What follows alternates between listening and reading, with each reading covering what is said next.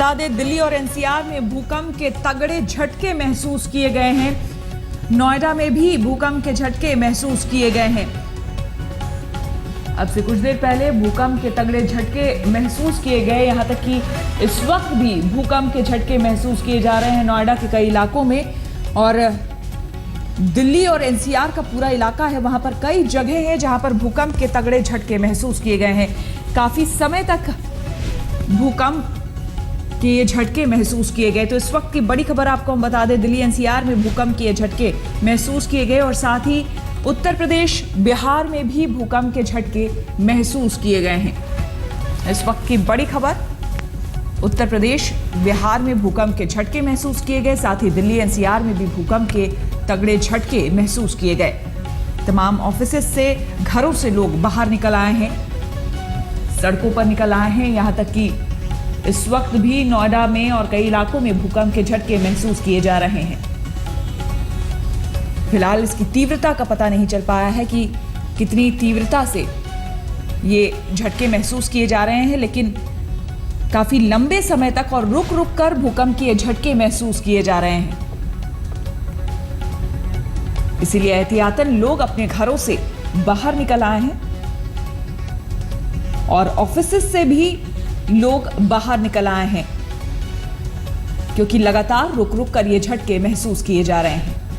तो इस वक्त की बड़ी खबर आपको बता दें, दिल्ली एनसीआर में भूकंप के झटके महसूस किए गए हैं और तगड़े झटके महसूस किए गए हैं। रुक रुक कर और काफी समय तक, लंबे अंतराल तक इन झटकों को महसूस किया गया, जिसकी वजह से लोग अपने घरों से बाहर निकल आए हैं, सड़कों पर निकल आए हैं और साथ ही जो ऑफिसेज में लोग काम कर रहे हैं वो भी अपने ऑफिस प्रीमाइसेस में बाहर आ गए हैं, बिल्डिंग से बाहर आ गए हैं।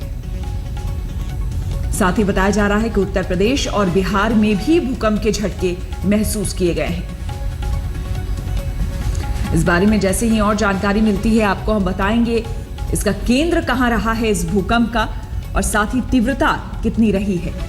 लेकिन फिलहाल जो बड़ी खबर सामने आ रही है उसमें बताया जा रहा है कि दिल्ली और एनसीआर में भूकंप के तगड़े झटके महसूस किए गए। एक के बाद एक कई झटके महसूस किए गए हैं, लोगों ने महसूस किया है। और न सिर्फ दिल्ली एनसीआर बल्कि उत्तर प्रदेश और बिहार में भी भूकंप के झटके महसूस किए गए हैं।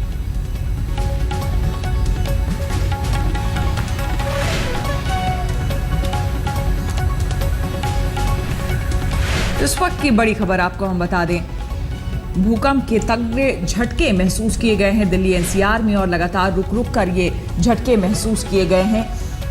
एहतियातन लोग अपने घरों के बाहर निकल आए हैं, क्योंकि काफी लंबे समय तक ये भूकंप के झटके महसूस किए गए और जो लोग ऑफिसेज में काम कर रहे थे वो लोग भी अपने ऑफिस बिल्डिंग से बाहर निकल आए एहतियातन। हालांकि अभी तक किसी के जान माल के नुकसान की कोई खबर आई नहीं है और इस भूकंप की तीव्रता कितनी है इस बारे में फिलहाल अभी जानकारी नहीं मिल पाई है, लेकिन जैसे ही हमें जानकारी मिलेगी हम आपको बताएंगे। हमारे वरिष्ठ संवाददाता पुण्य प्रसून वाजपेयी हमारे साथ जुड़ गए हैं।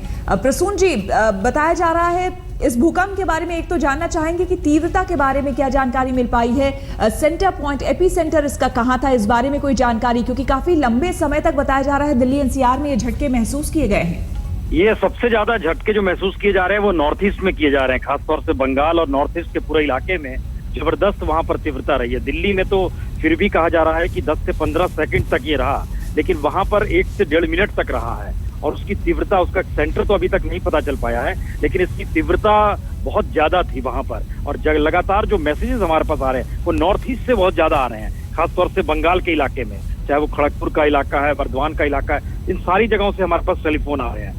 और इसकी तीव्रता जो भी रही हो, चूंकि दिल्ली में जो इसकी तीव्रता महसूस की गई, हर कोई सड़क पर आ गया दिल्ली एनसीआर के पूरे इलाके में। और ये पूरा इलाका चूंकि बेसिन में आता है, जो कि यमुना बेसिन है, एक लिहाज से नींव बड़ी कमजोर है लेकिन कंस्ट्रक्शन बहुत ज्यादा है, इसलिए खौफजदा इस पूरे इलाके के लोग बहुत ज्यादा है और हर कोई सड़क पर आ गया इस दौर में। और सबसे बड़ी बात यह है कि बड़ी बहुमंजिली इमारतों से नीचे आने में जो वक्त लगता है, ये हमें जानकारी मिली कि गुड़गांव के इलाके में, नोएडा के इलाके में, गाजियाबाद के इलाके में, ये जो पूरा एनसीआर का इलाका है जहाँ ज्यादा कंस्ट्रक्शन हुए हैं, वहां अफरा तफरी का पूरा माहौल बन गया। और चूंकि ये इसके सेकंड्स जो थे वो इस बार बहुत ज्यादा थे, सामान्य तौर पर 2, 4, 5, 6, 7 सेकंड तक होता है, लेकिन ये लंबे समय तक रहा और लगातार आते रहा। तो इससे ज्यादा बहुत खौफजदा हैं तमाम लोग, और सभी लोग सड़क पे इस वक्त मौजूद हैं। हम जो तमाम एनसीआर के इलाकों में जो देख पा रहे हैं, इन तमाम जगहों पर, तो ये इसका कहाँ सेंटर है ये तो कुछ देर में पता चल जाएगा कि कहाँ पर इसका ये है। लेकिन पहली बार है कि इसका टाइम पीरियड बहुत बड़ा रहा श्वेता। बिल्कुल। और वैसे भी प्रसून जी, दिल्ली जो है वो सिस्मिक जोन 4 में आता है, तो भूकंप को लेकर वैसे भी हमेशा यहाँ पर एक डर का, एक भय का माहौल लोगों में रहता ही है। लेकिन नोएडा का भी जो इलाका है उसमें भी इस भूकंप की अगर हम बात करें तो रुक रुक कर कुछ कुछ सेकंड के ही दौरान, अंतराल में ही, लेकिन लोगों ने अच्छी तरह से महसूस किया है इस भूकंप को। और इसी वजह से जो लोग अपने ऑफिसेज में थे वो दौड़कर बाहर निकले हैं, जो लोग अपने घरों में थे वो सड़कों पर आ गए हैं। बिल्कुल, देखिए इस दौर में देखिए तो पर्यावरण असंतुलन बहुत ज्यादा है।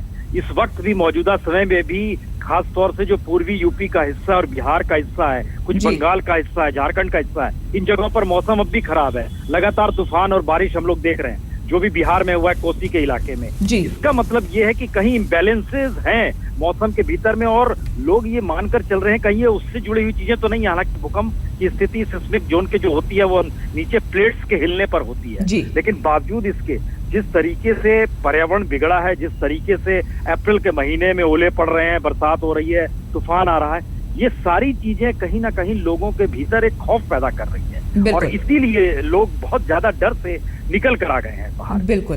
कोलकाता से हमारे साथ हमारे संवाददाता मनोज्ञा लोईवाल जुड़ गई हैं। कोलकाता में भी भूकंप के तगड़े झटके महसूस किए गए हैं। मनोज्ञा, आपके पास क्या कुछ जानकारी? किए गए, और इसके साथ साथ सिर्फ कोलकाता ही नहीं, पूरे पश्चिम बंगाल के हर जिले में ही झटके महसूस किए गए हैं। सिक्किम, असम, त्रिपुरा, मिजोरम, मणिपुर, नागालैंड और उसके साथ साथ उड़ीसा में भी ये झटके महसूस किए गए हैं।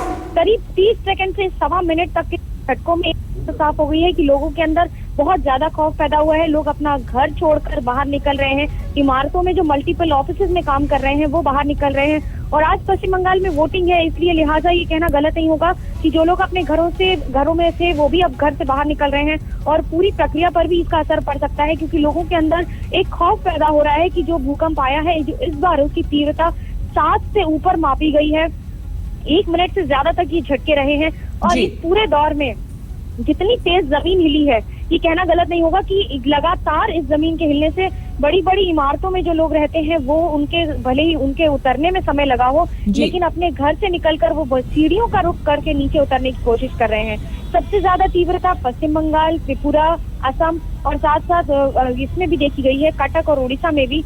और इसके साथ जो डर है लोगों के अंदर वो एक बार फिर पैदा हो गया है। हमें सड़कों पर लोग दिखाई दे रहे हैं। अनूप श्रीवास्तव हमारे साथ लखनऊ से जुड़ गए हैं। अनूप, आपके पास क्या कुछ जानकारी, लखनऊ में कितनी तीव्रता और वहां पर भूकंप के झटके कितने देर तक महसूस किए गए? श्वेता, जहां तक भूकंप का सवाल है तो ऐसा मेरे ख्याल से, मेरे होश में ये पहली बार हुआ है कि कोई भूकंप का झटका तकरीबन 30 सेकंड से लेके और लगभग 1 मिनट तक रहा है, पहली बार। दूसरी बात जो सामने आई है वो ये है कि उत्तर प्रदेश के हर जिलों से ये खबर आ रही है मेरे पास कि हर जिलों में भूकंप के झटके महसूस किए गए हैं और काफी तीव्रता के महसूस किए गए हैं।